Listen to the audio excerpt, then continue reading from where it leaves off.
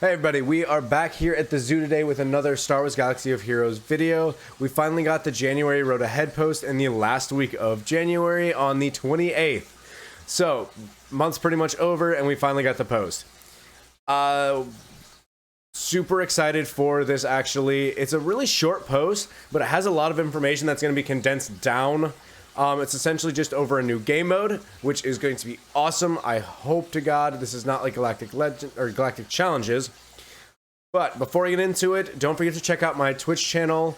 I stream every Sunday, Monday, and Thursday for like 3 hours. And then I also stream the GACs on their nights, normally about 7:30. And then all of my streams are going to start at 7:30 on the other nights. So don't forget to check that out, and let's go ahead and get into the video and look at the Road Ahead post. Okay, over the last year, we have talked different points about the mission we've been on. So essentially saying that it started with Galactic Challenges. Personally, I hate Galactic Challenges. I don't think they turned into a good game mode, especially considering the fact that they required us to get characters such as Beskar Mando if we want to actually get the max tiers. I don't like being forced into that. The factions was hard enough as is, so I was not a fan of that. So I'm hoping this has a little bit more friendly setup than what Galactic Challenges did, but I guess we'll have to wait and see until it comes out. Conquest is a new game mode coming to Star Wars Galaxy of Heroes, where players will face a series of escalating battles and a sector map. So it seems like there's different portions we'll have to complete at a time. Each map will provide a variety of matchups and challenge the players to pick the best squad that's suited to take on the enemy in their whole roster and use their whole roster.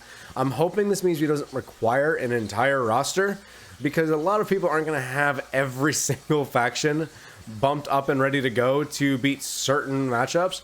So this might end up really, really nitpicky, but I really hope it doesn't turn into that. I love Galactic War personally, which is what this sort of sounds like. So I'm excited. The other part that was a huge thing is it will be scaling as you progress, not as your level.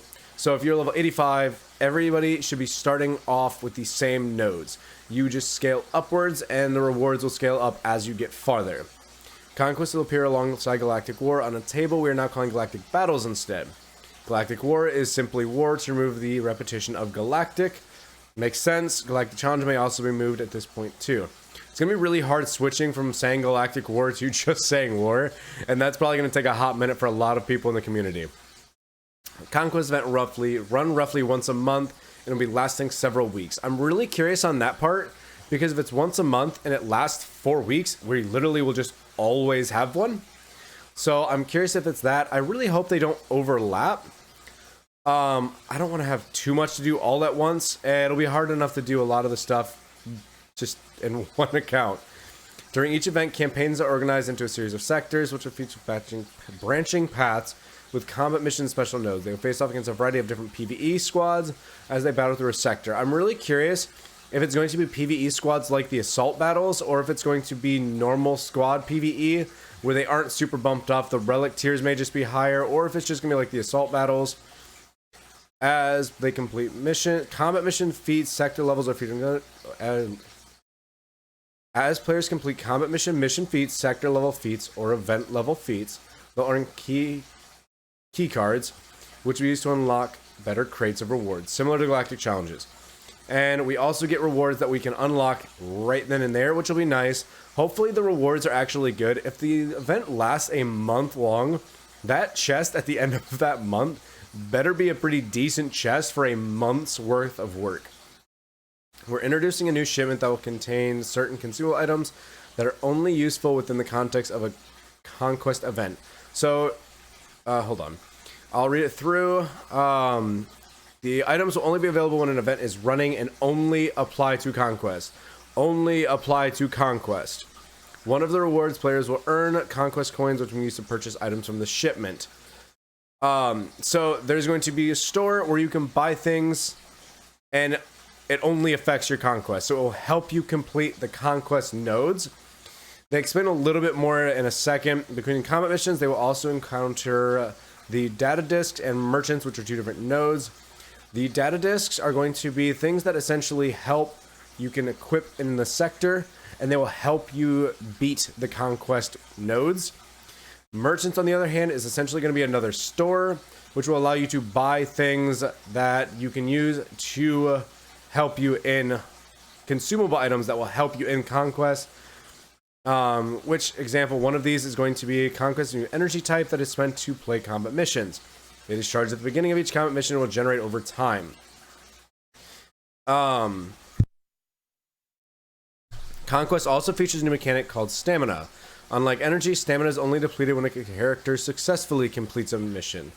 I am super excited about the only depletes when it successfully completes something. If you lose, you did not waste energy on that character. A character with 0 stamina cannot be brought into battle. However, stamina can be restored either through passive or by use of a consumable, which means one of these stores is going to have something you can buy to continue to reuse a character. And last thing is they're pretty much just still in works. Few notes that I would like to point out.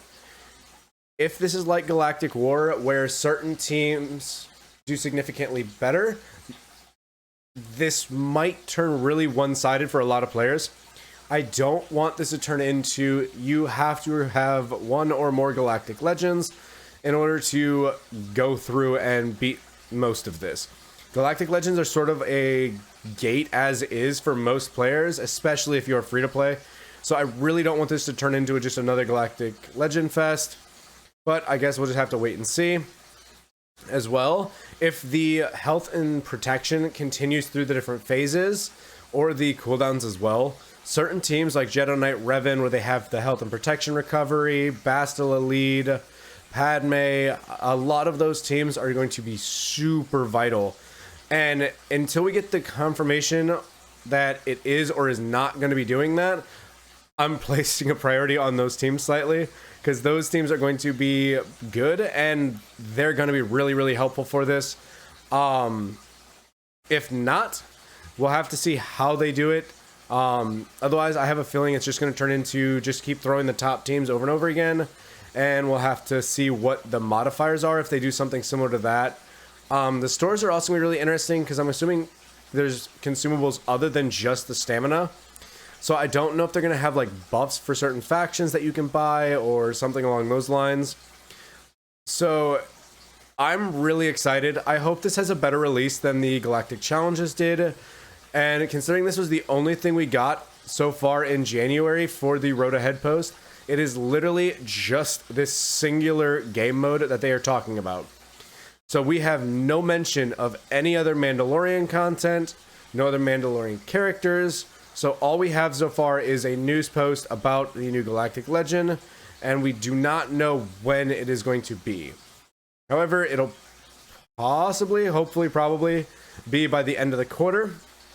So let's go ahead and hope that it comes out good and on time. So, all right, so that'll be it for the video today. Do not forget to check out my Twitch channel. Again, I stream every Sunday, Monday, and Thursday at 7:30 EST.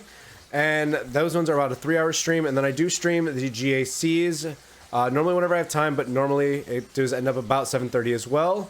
So until next time, have fun, and the zoo's closing down for the night.